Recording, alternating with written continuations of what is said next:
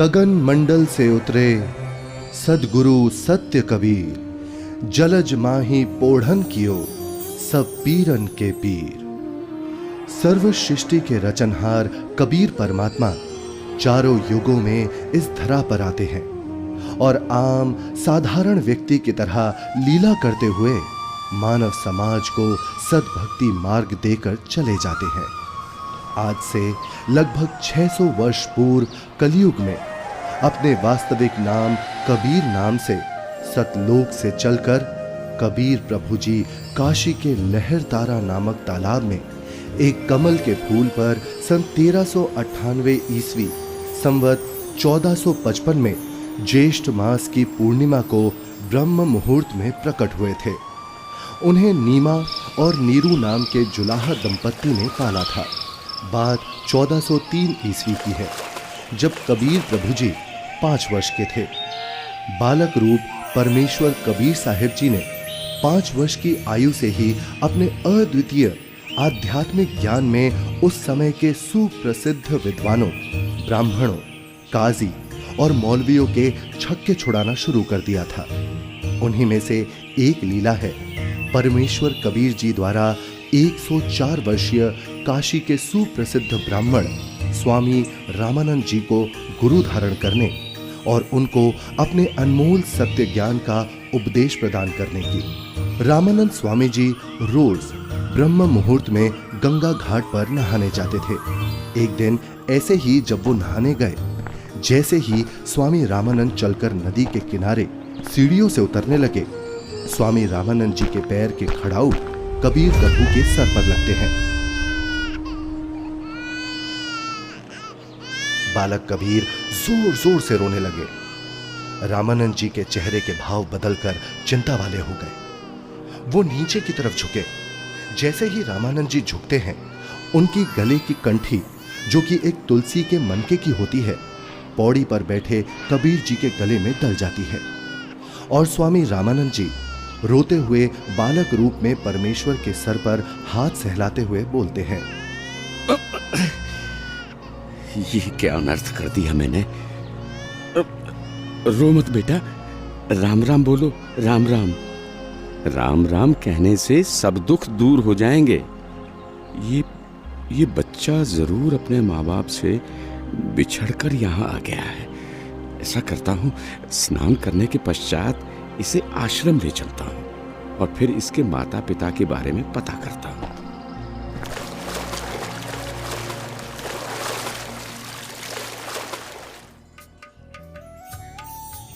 स्वामी रामानंद जी वैष्णव धर्म का प्रचार प्रसार भी खूब किया करते थे, जिसके लिए उन्होंने 1400 ऋषि शिष्य भी प्रचारक रूप में बना रखे थे। स्वामी जी के उन्हीं शिष्यों में से एक थे ऋषि विवेकानंद जी, जो कि बहुत ही अच्छे प्रवचनकर्ता रूप में प्रसिद्ध थे, जिनको स्वामी जी द्वारा काशी शहर के एक क्षेत्र का उपदेशक भी नियुक्त किया हुआ था। प्रतिदिन की तरह ही एक दिन जब ऋषि विवेकानंद जी शाम के समय विष्णु पुराण से कथा सुना रहे थे। श्री हरि विष्णु जी ही सभी के रक्षक व पूर्ण परमात्मा है। उन्होंने ही राम जी और कृष्ण जी के रूप में जन्म लिया है। वास्तव में भगवान विष्णु ही अजन्मे हैं, अविनाशी हैं। श्री हरि विष्णु भगवान की जय। श्री हरि विष्णु भगवान की जय। श्री हरि विष्णु भगवान की जय। वेद पढ़े पर भेद न जाने, बाँचे पुराण 18। पत्थर की पूजा करे, भूले सृजनहारा।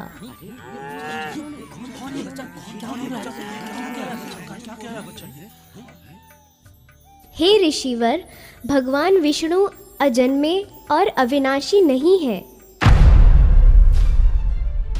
अब इसमें देखिएगा ब्रह्मा विष्णु महेश की क्या स्थिति है।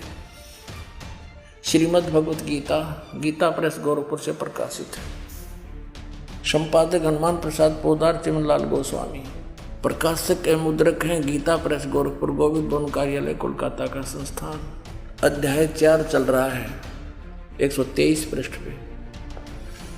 भगवान विष्णु अपनी माता दुर्गा की स्तुति कर रहे हैं, तुम शुद्ध स्वरूपा हो, ये सारा संसार तुम इसे उद्भासित हो रहा है। मैं ब्रह्मा और शंकर हम सभी तुम्हारी कृपा से विद्यमान है। हमारा आविर्भाव माने जन्म और तिरोभाव माने मृत्यु हुआ करता है। हमारा तो जन्म और मृत्यु होता है, केवल तुम ही नित्य हो, जगत जननी हो, प्रकृति और सनातनी देवी हो। अब इसका क्या अर्थ है? ब्रह्मा विष्णु महेश नाशवान है, इनकी जन्म मृत्यु होती है। हे ऋषिवर, भगवान विष्णु अजन्मे और अविनाशी नहीं है। शिव पुराण में लिखा है कि निराकार परमात्मा आकार में आया। वे सदा शिव काल रूपी ब्रह्म कहलाया। उसने अपने अंदर से एक स्त्री प्रकट की जो प्रकृति देवी, अष्टांगी, त्रिदेव जननी, शिवा आदि नामों से जानी जाती है। पवित्र शिव पुराण ये गीता प्रेस गोरखपुर से प्रकाशित है। सचित्र मोटा टाइप, केवल हिंदी। संपादक है हनुमान प्रसाद पोदार। और ये प्रकाशित कहाँ से है? प्रकाशक एवं मुद्रक हैं गीता प्रेस गोरखपुर, गोविंद भवन कार्यालय कोलकाता का संस्था। अब देखना ये रुद्र संहिता का, अब हम छठा अध्याय पढ़ रहे हैं 101 पृष्ठ पे। देवऋषि एक समय, ब्रह्मा जी बता रहे अपने पुत्र नारद को, एक समय उस आनंद वन में रमण करते हुए शिवा और शिव के मन में ये इच्छा हुई, दुर्गा और काल के मन में, कि दूसरे पुरुष की सृष्टि करनी चाहिए, यानी कोई पुत्र उत्पन्न करना चाहिए, जिस पर सृष्टि संचालन का महान भार रखकर हम दोनों केवल काशी में रहकर इच्छा अनुसार विचरे और निर्वाण धारण करें। ऐसा निश्चय करके शक्ति सहित सर्वव्यापी परमेश्वर शिव ने, इस काल ने, अपने वाम भाग के 10वें अंग पर अमृत मल दिया। फिर तो वहाँ से एक पुरुष प्रकट हुआ, यानी इन्होंने पति पत्नी व्यवहार किया, काल और दुर्गा ने, और वहाँ से एक पुत्र की उत्पत्ति हुई। देखिएगा 102 पृष्ठ पे, 102 पृष्ठ पे। शिव ने कहा, वो बालक उत्पन्न हुआ, उसके कहा कि वत्स, काल ने कहा बेटा, व्यापक होने के कारण तुम्हारा विष्णु नाम विख्यात हुआ। फिर काल रूपी ब्रह्म ने एक काशी नामक सुंदर स्थान बनाया। वहाँ दोनों शिव तथा शिवा अर्थात काल रूपी ब्रह्म तथा दुर्गा पति पत्नी रूप में निवास करने लगे। भगवान विष्णु इनकी ही संतान है।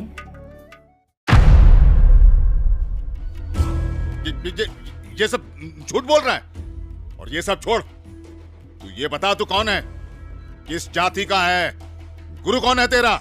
ये तो जुलाहा है, नीमा नीरू का पुत्र है।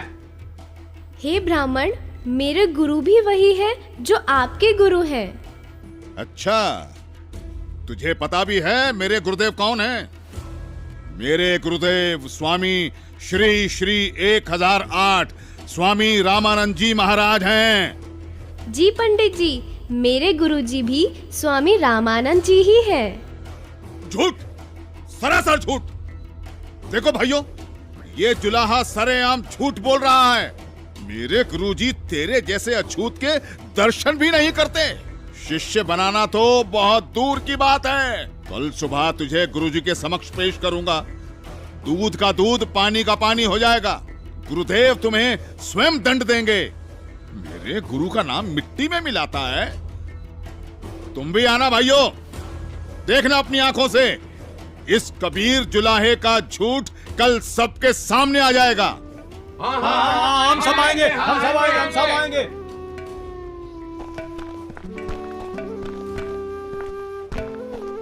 अरे पंडित जी, कम से कम मेरे सवाल का उत्तर तो देते जाइए। विवेकानंद सीधा रामानंद जी के पास पहुंचा और उन्हें सारी बात बताई। रामानंद जी भी गुस्सा हो गए कि आखिर कैसे एक जुलाहा खुद को मेरा शिष्य बता सकता है। हे गुरुदेव, एक छोटी जाति का जुलाहा अपने आप को बड़ा विद्वान सिद्ध करने के लिए भगवान विष्णु जी को नाशवान बताता है।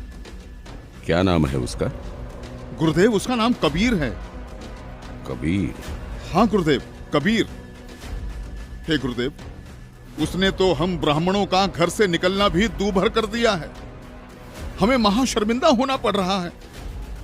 आज उसने भरी सभा में कहा कि पंडित स्वामी रामानंद जी मेरे गुरुजी हैं, मैंने उनसे दीक्षा ले रखी है। झूठा है वो, सरासर कपटी है वो जुलाहा। वो कैसे मुझे अपना गुरु बताता है? उसको कल लेकर आओ मेरे सामने, और उन सभी को भी बुला लेना जिनके सामने उस तुच्छ जुलाहे ने तेरी बेइज्जती की है। कल सभी के समक्ष उसके झूठ का पर्दाफाश करूंगा।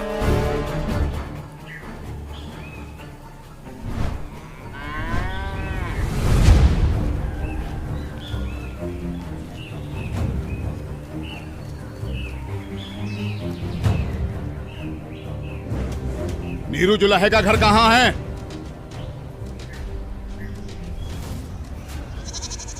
नीरू, नीरू सुनो, नीरू, नीरू। क्या हुआ भाई? बड़े परेशान दिख रहे हो। विवेकानंद अपने साथियों के साथ कबीर को पकड़ने आ रहा है। आपका घर पूछ रहा है। हाँ, लगता है कबीर ने इनको कुछ कहा है। उसे समझाओ, इनसे पंगा ना ले। क्या? कौन आ रहा है? हमें हमारे कबीर के लिए कौन आ रहा है? कौन पकड़ेगा? नीमा और नीरू डर जाते हैं और कबीर को झोपड़ी के पीछे ले जाकर कंबल से उड़ाकर छुपा देते हैं। तभी विवेकानंद वहां पहुंच जाता है। कहाँ है वो दंड बालक कबीर? कल उसने भरी सभा में मेरे गुरुदेव का अपमान किया है। आज सबके सामने गुरुजी उसकी पिटाई करेंगे। हे ब्राह्मण जी, क्या बात है? इतना क्रोधित मत होइए। हमारा कबीर किसी का अपमान कर ही नहीं सकता। न जाने क्यों आप हमारे कबीर के पीछे पड़े हैं। मेरा कबीर यहाँ नहीं है। अच्छा, अभी पता चल जाएगा।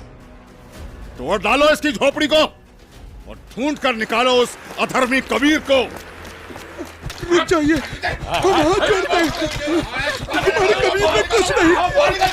घर में घुसकर विवेकानंद और उसके शिष्य तोड़ फोड़ करने लगते हैं तो कबीर प्रभु जी से नहीं रहा जाता। वो सामने आ जाते हैं। मत छोड़ो यहाँ, सब कुछ तोड़ फोड़ दो सब कुछ। ये विवेकानंद ब्राह्मण, मैं यहाँ हूँ झोपड़ी के पीछे। झोपड़ी के पीछे? पकड़ो उसे। पकड़ो। विवेकानंद उन्हें बंदी बना लेता है। फिर जब नीमा और नीरू कबीर प्रभु को बचाने की कोशिश करते हैं तो विवेकानंद उन्हें धक्का मारता है और हिंसा करते हुए कबीर प्रभु को रामानंद जी के पास ले जाता है। विवेकानंद और साथ आए शिष्य बालक को छुड़ाने के लिए बीच में आए नीरू और नीमा के ऊपर भी हाथ उठाते हैं।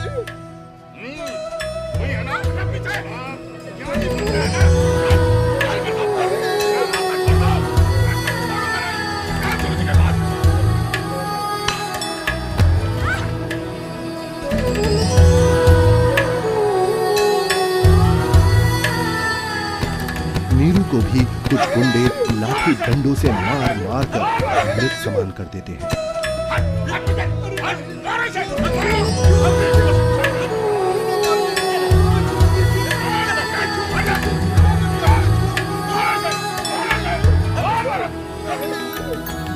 साच कहू जग मार ही, या झूठ कही ना जाई हो। साच न पूरा पावते, ये झूठे जगपति आई हो। एक तरफ विवेकानंद कबीर प्रभु जी को पकड़कर रामानंद जी के पास ला रहा था और दूसरी तरफ रामानंद जी ने अपनी कुटिया के बाहर एक बड़ा सा पर्दा लगवा दिया जिससे रामानंद जी की नजर शूद्र पर ना पड़े। हे स्वामी, आपके आदेश के अनुसार पर्दा लगवा दिया है जिससे कबीर की नजर आप पर ना पड़े। कबीर को इस पर्दे के पीछे ही खड़ा किया है। मारो इसे, इसने हमारे गुरुदेव का अपमान किया है। मारो, हमारे ईश्वर की निंदा की है इसने। मारो इसको, मारो इसे, मारो। शांत शांत शांत। आप सभी शांत रहें। गुरुजी खुद ही इस अधर्मी को सजा देंगे। कौन है तू जुलाहे? मैं सतलोक का निवासी हूँ, अजन्मा अविनाशी हूँ, पूर्ण ब्रह्म परमेश्वर हूँ। मेरा नाम कबीर देव है। ये सृष्टि मुझ पर ही आश्रित है। तू हाड़ मांस का बना मुसलमान के टुकड़ों पर पलने वाला नीच जुलाहा जाति का बालक है। तू खुद को परमात्मा कहता है। सत्य यही है कि मैं ही सर्वशक्तिमान परमेश्वर हूँ और आप ही मेरे गुरुजी हैं। आप मुझे अपशब्द कह रहे हैं तो भी मुझे आनंद आ रहा है गुरुदेव। तू ऐसे नहीं मानेगा ना जुलाहे। तू थोड़ी देर प्रतीक्षा कर, मैं पहले पूजा कर लेता हूँ, फिर तुझे देखूंगा।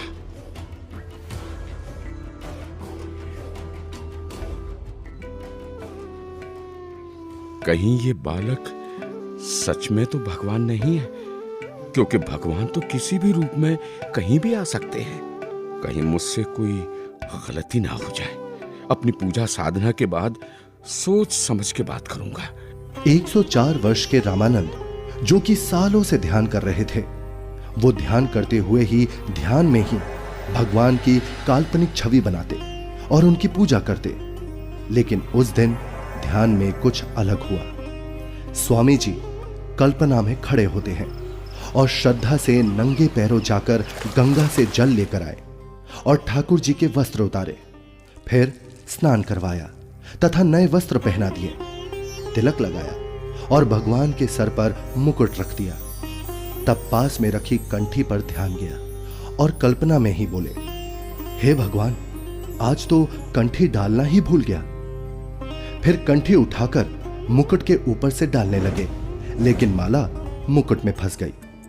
अब स्वामी जी चिंतित हो गए और कल्पना में ही सोच रहे हैं, हे भगवान, आज ये आपके दास के साथ क्या बनी? यदि कंठी नहीं डाली तो पूजा अधूरी रह जाएगी। और अब यदि मुकुट उतार दिया तो पूजा खंडित हो जाएगी। आज से पहले ऐसी गलती कभी नहीं बनी थी। हे प्रभु, आज क्या गलती बन गई मुझ पापी से। आज का तो मेरा सारा दिन ही व्यर्थ गया। जब स्वामी जी मन ही मन में व्याकुल हो रहे थे और अपने आप को कोस रहे थे, तब परमेश्वर कबीर साहिब जी पर्दे के पीछे से बोले, हे स्वामी जी, चिंता मत कीजिए, इस माला की गांठ खोल दीजिए और फिर ठाकुर जी के गले में डालकर इस माला को बांध दीजिए, फिर आपको मुकुट उतारना नहीं पड़ेगा। स्वामी रामानंद जी ने जब कबीर साहिब जी की पर्दे के पीछे से आवाज सुनी तो उन्हें एकदम झटका सा लगा। वो एकदम आंखें खोलकर चौंक जाते हैं और मन ही मन विचार करते हैं कि हे भगवान, ये क्या? यहाँ ना तो कोई मूर्ति है और ना कोई माला। मैं तो काल्पनिक पूजा कर रहा था और मेरे मन में चल रही इस काल्पनिक क्रिया को इस बालक ने कैसे जान लिया? ये कोई साधारण बालक नहीं हो सकता। मेरे इस भजन क्रिया को तो केवल भगवान ही जान सकता है। ये तो साक्षात भगवान है। आपने तो मेरे मन की बात बता दी। आप तो स्वयं भगवान आए हो। आप कोई साधारण बालक नहीं हो। हाँ, आप कोई साधारण बालक नहीं हो। फिर स्वामी जी को महसूस हुआ कि बालक कबीर के शरीर में कहीं हड्डियां तो महसूस हो ही नहीं रही। तभी वो बालक कबीर को सीने से हटाकर उनके हाथ पैर यानी शरीर को दबा दबा कर देखने लगे। हे भगवान, आपका शरीर तो बहुत कोमल है, जैसे रुई हो। आपके शरीर की तुलना में मेरा तो पत्थर जैसा शरीर है। स्वामी जी क्या कर रहे हैं? स्वामी जी ने एक शूद्र को गले लगाया। क्या कर रहे हैं स्वामी जी? लगता है कि बुढ़ापे में गुरुजी का दिमाग हिल गया है, जो शूद्र को गले से लगा लिया। हे भगवान, अगर आपकी आज्ञा हो तो मेरी कुछ शंका है। कैसी शंका गुरुदेव? हे भगवान, एक बात समझ नहीं आई। आपने झूठ क्यों बोला? कैसा झूठ स्वामी जी? आप कह रहे थे कि आपने मुझसे उपदेश ले रखा है, लेकिन मैंने तो आपको कभी नाम दीक्षा नहीं दी। स्वामी जी, याद कीजिए, एक समय आप पंचगंगा घाट पर स्नान करने के लिए गए थे। मैं वहाँ पौड़ियों पर लेटा हुआ था। आपके पैरों की खड़ाऊ मेरे सिर पर लगी थी और मैं पीड़ा के कारण रो रहा था। तब आपने मेरे सिर पर हाथ रखा और कहा कि बेटा राम राम बोलो। तो स्वामी जी, आप मेरे गुरु बन गए और मैं आपका शिष्य। मेरा तो उद्देश्य ही वहां पर आपसे दीक्षा लेना था। हाँ, अब याद आया। परंतु वो तो बहुत छोटा बच्चा था। वो देखिए स्वामी जी, क्या मैं ऐसा था? स्वामी जी ने जिधर बालक कबीर जी इशारा कर रहे थे, उधर 2.5 वर्ष के उसी बालक को चारपाई पर लेटा देख चौंक जाते हैं और बार बार कभी 5 वर्ष के रूप में खड़े परमात्मा को देखते हैं तो कभी 2.5 वर्ष वाले रूप को। फिर आंखें मल मल कर देखते हैं कि कहीं आंखें धोखा तो नहीं खा रही। इतने में 2.5 वर्ष वाला बालक चारपाई से हवा में उड़ा और 5 वर्षीय बालक के रूप में खड़े कबीर साहिब जी में समा गया और 5 वर्ष वाले बालक के रूप में कबीर साहिब जी वहीं खड़े हैं। मेरा संशय मिट गया। आप ही पूर्ण ब्रह्म हैं। हे परमेश्वर, आपको हम कैसे पहचानें? आप किस जाति में उत्पन्न तथा कैसी वेशभूषा में खड़े हैं? कैसे एक छोटे से बालक के रूप में धोती कुर्ता पहने जुलाहा जाति शूद्र वर्ण में उत्पन्न हुए हैं दाता? हे मालिक, हम तुच्छ बुद्धि जीव आपको कैसे पहचाने? अपने इस अनजान बालक की गलती क्षमा करना प्रभु। ऐसा मत कहिए स्वामी जी, आप मेरे गुरुदेव हैं और मैं आपका शिष्य। नहीं भगवान, मैंने आपको पहचान लिया है। भगवान, आपके बच्चे की कुछ और शंकाएं हैं जिनका निवारण चाहता हूँ, यदि आपकी आज्ञा हो तो। हाँ स्वामी जी, बोलो, आपकी क्या शंकाएं हैं? हे कबीर देव, मैं अपने शिष्यों को राम नाम जाप करने को नहीं देता। यदि आपने मुझसे दीक्षा ली है तो आप मुझे वो मंत्र बताइए जो मैं अपने शिष्यों को देता हूँ। स्वामी जी, आप ओम नाम जाप करने को देते हो। आपने जो मंत्र बताया ये तो सही है, लेकिन एक शंका और है, कृपया उसका भी समाधान कीजिए। पूछिए गुरुदेव जी। मैं जिसे शिष्य बनाता हूँ उसे एक चिन्ह देता हूँ, वो आपके पास नहीं है। हे गुरुदेव, आप एक तुलसी की कंठी माला देते हो गले में पहनने के लिए। ये देखो गुरुदेव, उस दिन पंचगंगा घाट पर आपने ही तो अपने गले से निकालकर ये कंठी मेरे गले में पहनाई थी। ये सारी लीलाएं देखकर वह बालक रूप में खड़े कबीर परमात्मा की बातें सुनकर स्वामी रामानंद जी समझ गए कि ये कोई साधारण बालक नहीं है। उसके बाद कबीर परमात्मा ने स्वामी रामानंद जी को अपने उसी 5 वर्ष के बालक के रूप में अपने साथ यमलोक, स्वर्गलोक, विष्णुलोक, शिवलोक और फिर अंत में सतलोक में ले जाते हैं। ये सतलोक है। सतलोक में नूरी आत्माएं घूमती हुई, सफेद वृक्ष, सफेद फल, फूल, महल, दूधों की नदियां दिखती हैं, हीरे मोतियों के चमकीले पहाड़, सफेद वस्त्रों में मोतियों की माला पहने आत्माएं सतलोक में घूमती हुई। फिर वो दोनों एक बड़े से गुंबदनुमा महल के अंदर सतलोक में भगवान के पास पहुंच जाते हैं। सतलोक में पूर्ण परमात्मा कबीर जी एक गुंबद में एक ऊंचे सिंहासन पर विराजमान दिखते हैं। दोनों उस सिंहासन पर बैठे परमात्मा को प्रणाम करते हैं। अब बालक रूपधारी कबीर देव उस सिंहासन के पास जाते हैं और सिंहासन पर बैठे अपने अन्य रूप पर चवर करते हैं।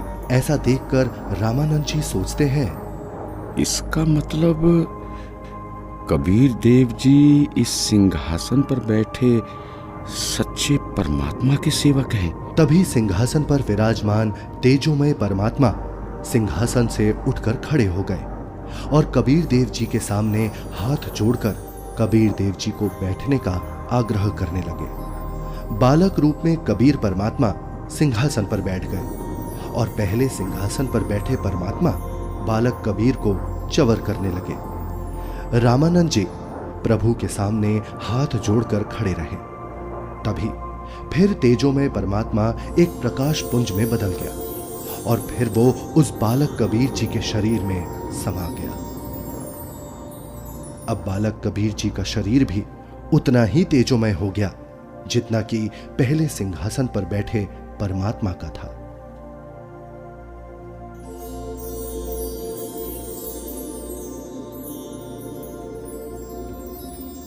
बोलत रामानंद जी सुनो कबीर करतारे, गरीबदास सब रूप में तू ही बोलनहार। दोहू ठोर है एक तू बया एक से दो, गरीबदास हम कारणे तुम आए हो मगजो। तुम साहेब तुम संत हो और तुम सतगुरु तुम हंस, गरीबदास तुम रूप बिना और न दूजा अंश। हे परमात्मा, आप जी स्वयं ही दोनों स्थानों पर लीला कर रहे हो। आप ही निज ब्रह्म पूर्ण ब्रह्म हो। तीनों लोकों में प्रवेश करके सबका धारण पोषण करते हो। मैंने आपका वो सनातन परम धाम आंखों देख लिया है। आप ही परमेश्वर हो, आप ही सतगुरु तथा आप ही तत्वदर्शी संत हो, और आप ही हंस अर्थात अच्छे बुरे को भिन्न भिन्न करने वाले सच्चे भक्त भी हो। मैं आपका भक्त, आप मेरे गुरु जी। स्वामी जी, आप मेरे गुरुजी ही बने रहो। मैं आपका शिष्य हूँ। ये गुरु परंपरा बनाए रखने के लिए अति आवश्यक है, नहीं तो भविष्य में संत भक्त कहा करेंगे कि गुरु बनाने की कोई आवश्यकता नहीं है। कबीर ने कौन सा गुरु बनाया था? इसलिए स्वामी जी, संसार की दृष्टि में आप मेरे गुरुजी की भूमिका कीजिए तथा वास्तव में जो साधना की विधि मैं बताऊं, आप वैसे भक्ति कीजिए। ठीक है परमात्मा, जैसी आपकी आज्ञा। इस प्रकार परमेश्वर कबीर जी ने 5 वर्ष की आयु में ही 104 वर्ष के ब्राह्मण को तत्व ज्ञान से परिचित कराया और गुरु परंपरा को बनाए रखने के लिए कबीर साहिब जी ने स्वामी रामानंद जी को अपना गुरु बनाया। यह अनमोल ज्ञान जगत गुरु तत्वदर्शी संत रामपाल जी महाराज के सत्संग प्रवचनों से संग्रह किया गया है। संपूर्ण आध्यात्मिक ज्ञान प्राप्त करने के लिए अवश्य सुनिए जगत गुरु तत्वदर्शी संत रामपाल जी महाराज जी मंगल प्रवचन।